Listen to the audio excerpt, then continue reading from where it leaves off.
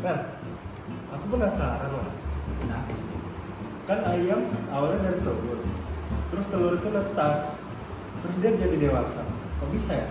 iya juga ya. Dari awalnya telur menjadi ayam dewasa. Tumbuhan juga gitu.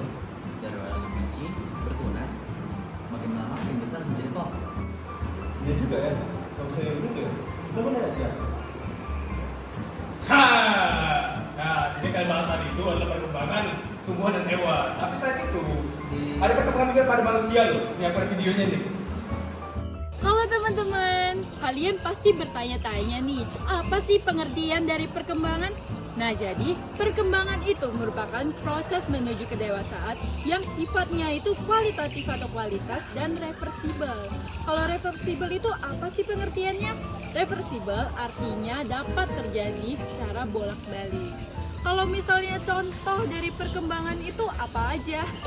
Kalau di tanaman, dia itu bisa merupakan perkembangan pada hormon tanaman, kemudian ada perkembangan organ reproduksi pada tanaman yang biasanya ditandai dengan munculnya bunga dan buah. Kemudian bertambahnya jumlah sel yang dapat membantu perkembangan biji yang akan menjadi kecambah ataupun bakal tanaman. Kemudian ada perkembangan yang dia itu membantu juga untuk pertumbuhan dari tanaman tersebut. Untuk penjelasannya lebih lanjut, kita dapat melihat ke Perkembangan pada tumbuhan. Salah satu contohnya adalah ini, pohon mangga. Pohon ini berasal dari biji yang dihasilkan oleh buahnya. Nah, jadi biji yang ditanam nanti akan tumbuh menjadi tunas dan semakin melebar dan menjadilah pohon mangga. Nantinya pohon mangga ini akan menghasilkan buah dan menjadi biji lagi. Kejadian ini akan terjadi secara terus-menerus dan berulang. Nah, selanjutnya ada perkembangan pada hewan. Salah satunya adalah ya ayam. Ayam ini adalah salah satu termasuk aves ya, aves. Jadi ayam ini nanti akan berasal dari telur. Telur ini akan menetas dan pecah. Jadi menghasilkan anak ayam. Anak ayam ini akan dirawat oleh induknya sendiri sampai dia berusia 65 hari lah.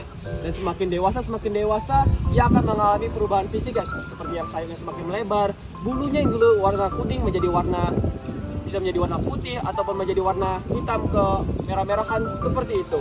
Jadi biasanya pada ayam yang dewasa ditandai dengan tumbuhnya taji pada kakinya. Pada betina dia akan ditandai dengan bertelur. Mungkin sekian mengenai perkembangan pada hewan dan tumbuhan. Selanjutnya perkembangan pada manusia, lihat tuh. Halo teman-teman, yang kali ini kita akan membahas mengenai pertumbuhan dan perkembangan yang dialami oleh makhluk hidup. Seperti kita ketahui bersama bahwasanya salah satu ciri dari makhluk hidup itu mengalami pertumbuhan dan perkembangan, tak terkecuali dengan manusia. Nah, manusia sendiri mengalami 6 fase utama dalam tahap perkembangan dan pertumbuhan. Dimulai dengan fase embrionik, di mana fase ini pertumbuhan dan perkembangannya diawali dengan fase kehamilan hingga melahirkan. Fase embrionik sendiri ini terbagi lagi menjadi beberapa tahapan, dimulai dengan fase fertilisasi, kemudian dilanjutkan dengan pembelahan sel membentuk molekula, kemudian dilanjutkan lagi dengan blastulasi, kemudian gastrulasi, piorelasi, hingga fase organogenesis. Nah, pada tahap inilah janin akan dilahirkan. Setelah masuk fase embrionik, terjadi lagi namanya fase pasca embrionik. Terjadi setelah fase melahirkan, di mana mulai berkembangnya syaraf dan juga otak.